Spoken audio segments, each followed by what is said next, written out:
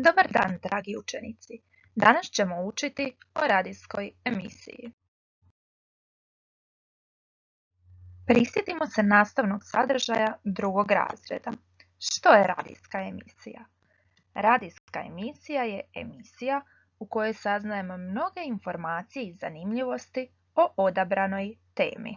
Radijsku emisiju slušamo na radiju, a vodi ju radijski voditelj ili radijska voditeljica.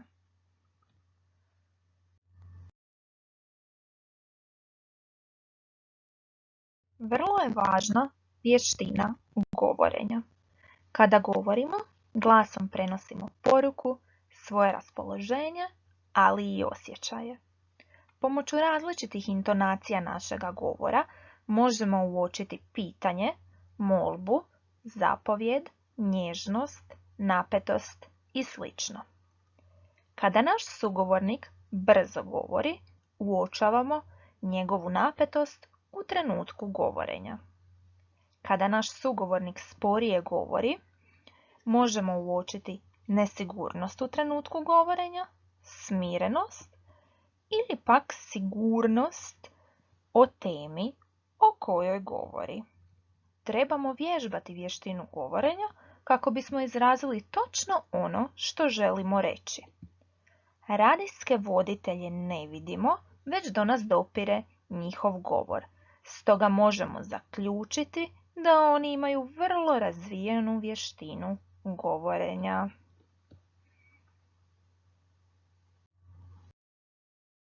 Postoje različite vrste radijske emisije.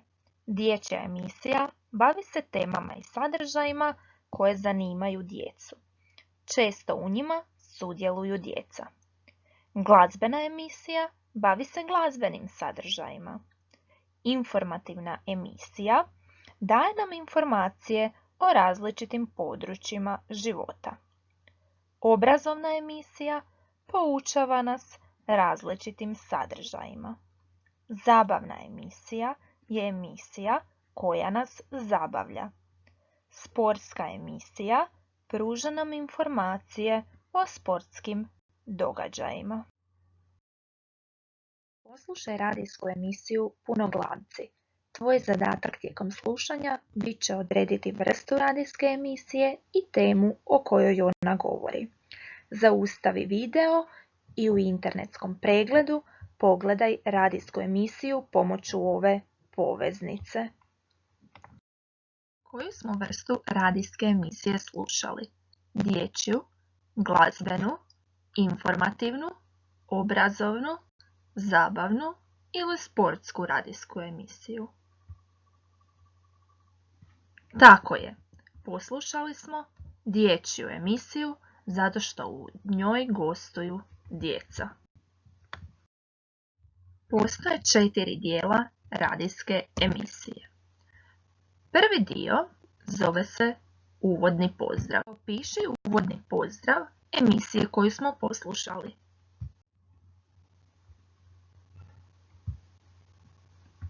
Voditeljica pozdravlja slušatelje.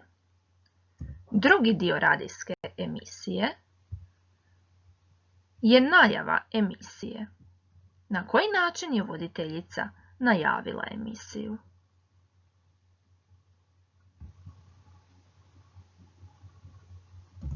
Voditeljica najavljuje temu emisije. Treći dio je razgovor. Tko je razgovarao u radijskoj emisiji? O čemu su oni razgovarali?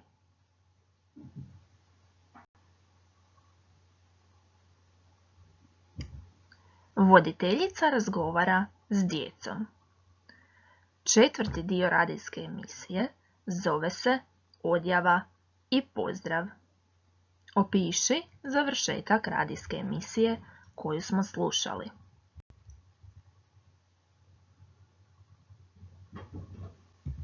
Voditeljica pozdravlja slušatelje do sljedeće emisije.